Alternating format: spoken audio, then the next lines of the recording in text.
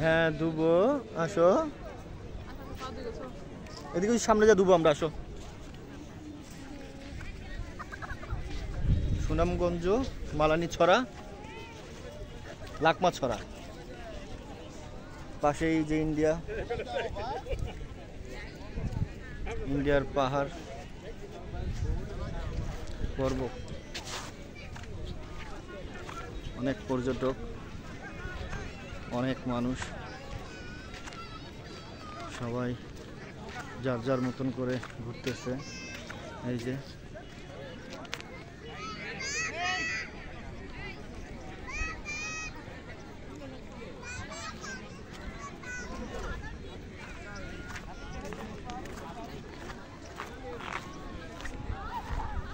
ভালো লাগার মতন অবস্থা।